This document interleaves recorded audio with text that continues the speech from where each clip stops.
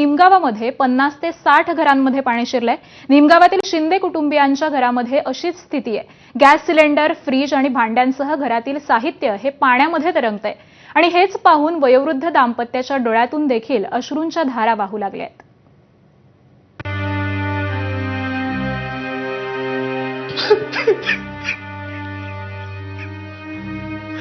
काय सांगावं आता सांगा तुम्हाला, सगळं मातीत गेलं।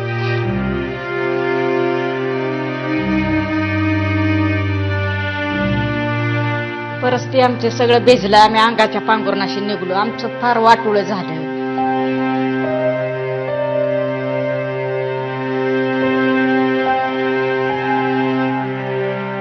या गावामध्ये जवळपास 50 ते 60 घरामध्ये अक्षरशः पाणी घुसलेलं आहे पुराचं। त्यामुळे मन सुन्न करणारी ही दृश्य आहे। अतोनात नुकसान झालेलं आहे।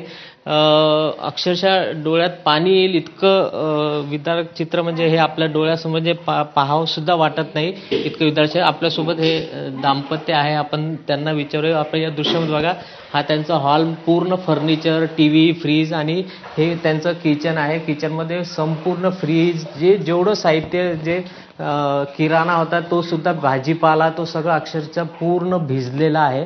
आपण काकूशी बोलूया। काकू, काय परिस्थिती झाली? परिस्थिती आमचे सगळं भिजलं, आम्ही अंगाच्या पांघरुणाशी निघलो, आमचं फार वाटोळं झालं। आता आमची लेकरं बाळ इथं नसल्यामुळं आम्हाला काहीच करता आलं नाही। आम्ही अंगाच्या पांघरुणाशी बाहेर जीव वाचवण्यासाठी गेलो। मग हे हाय वाटोळं झालेलं हे त्यांनी येऊन बघावं। काय सांगावं आता सांगा तुम्हाला, सगळं मातीत गेलं। आज धान्य होत्या, प्रत्येकाला घरात धान्य आहे, त्या पडेल्या खोलीत काढायला कोण नाही। मी पायानं मोड काही कमरत आदो आहे। होय, गावची पोरं काढलो तोर माझं घर एकदम खाट्यात आहे। अचानक पाणी आलं। 50 वर्षात कधीच आलं? मला 66 वय चालू आहे, आजपर्यंत पाणी नाही का असं आलं। 2 पोराचे लग्न झाले, दोघांचे सामान इथं हिथं ठेवले, त्यांनी तिकडे नेलं नाही। कसं न्यायचं तिकडे, कुठे ठेवायचं भाड्या तरी खोलीत, मग ते आपल्या इथंच राहू द्या म्हणली। पाक फाटलं झालं। लग्न केव्हा झालं मुलांचं? मुलांचं एकाला 7 वर्षाचा मुलगा आहे त्याला, आणि आता आहे ते 2 वर्षाचा। एक जणाचं 18 साली झालं, एक जणाचं 22 साली झालं।